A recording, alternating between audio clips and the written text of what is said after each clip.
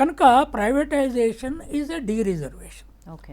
అది కాంగ్రెస్ వాళ్ళు మాట్లాడారు, రాహుల్ గాంధీ కూడా మాట్లాడుతున్నాడు, ఇంతకుముందు మాట్లాడలే.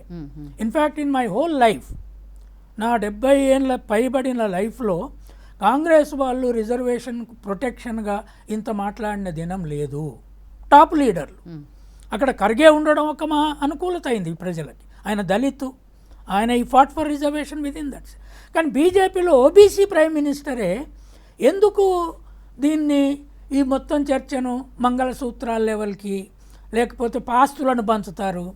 తర్వాత ఆయన ఇంకోటి అంటున్నాడు విచిత్రమైనది, ఎక్కడో ఒక ఆయన శామ్ పెట్రోడా అని ఏదో అమెరికాలో మాట్లాడాలని, మొత్తము హెరిటేజ్ ట్యాక్స్ అంతా తీసి 55% అందరి ఆస్తులు. అరే, ఆదివాసుల దగ్గర ఆస్తులు ఎంత ఉన్నాయి, 50% తీసేసి ఎవరికి ట్యాక్స్ కట్టమంటారు? దళితుల దగ్గర ఆస్తులు ఎంత ఉన్నాయి, ఓబీసీల దగ్గర మొత్తం తెలంగాణ ఆంధ్రప్రదేశ్ ఓబీసీల దగ్గర తీసి కొడుకులకు బిడ్డలకు ఇచ్చే ఆస్తులకు అగ్రేరియన్ ఎకానమీకి ట్యాక్సే లేదు. ఎవరు 50% ఎక్కడికి పోతుంది అంటే మీ భయం ఏంది?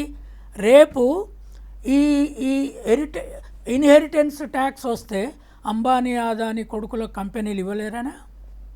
కొడుకుల కంపెనీలు ఇవ్వాలంటే అమెరికా లాగా 50% గవర్నమెంట్కి పోవాలి. బ్రిటన్లో కూడా అదే లా ఉంది, చైనాలో లేదా అలా. ఓకే. అయితే ఇప్పుడు టాప్ 200 కంపెనీలు లక్షలాది కోట్లు ఉన్నాయి, వాళ్ళ పిల్లలకు ట్రాన్స్ఫర్ చేయాలంటే 55% ఇవ్వాలి. అది రాజీవ్ గాంధీ తప్పు చేసి ఆ ఇన్హెరిటెన్స్ లాని తీసేశారు. మరి ఇప్పుడు మా దగ్గర ఎస్సీ ఎస్టీ బీసీల దగ్గర ఏమున్నాయో మోడీ గారికి తెలియదా? ఇక్కడున్న కిషన్ రెడ్డికి తెలియదా? లక్ష్మణ్కి తెలియదా? ఎవరి దగ్గర ఏం ప్రాపర్టీ ఉన్నదని ఇన్హెరిటెన్స్ ట్యాక్స్ పోద్దని మీరు క్యాంపెయిన్ చేస్తున్నారు.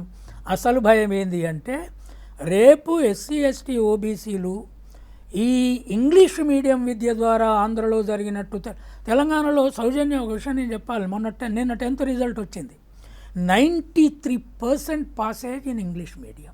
రైట్, ఇంకా సరిగా చెప్తలేరు టీచర్లు. తెలుగు మీడియంలో ఓన్లీ 80%, ఉర్దూలో అంతకంటే తక్కువ వచ్చింది. 81 తెలుగులో ఉన్నట్టుంది, 80లో ఉర్దూలో వచ్చింది.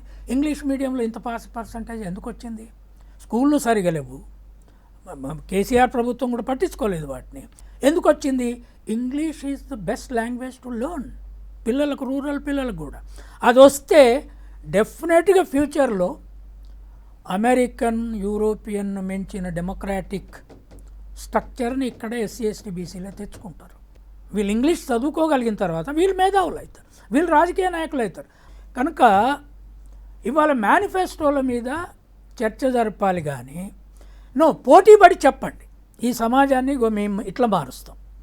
ఓకే, మీరు యూనిఫామ్ సివిల్ కోడ్ తెస్తామన్నారు, దాని గురించి మీరు ఏం మాట్లాడుకుంటున్నారు? ఇప్పుడు యూనిఫామ్ సివిల్ కోడ్ మీరు తెస్తామని ఫస్ట్ లైన్ వాళ్ళది మేనిఫెస్టోలో.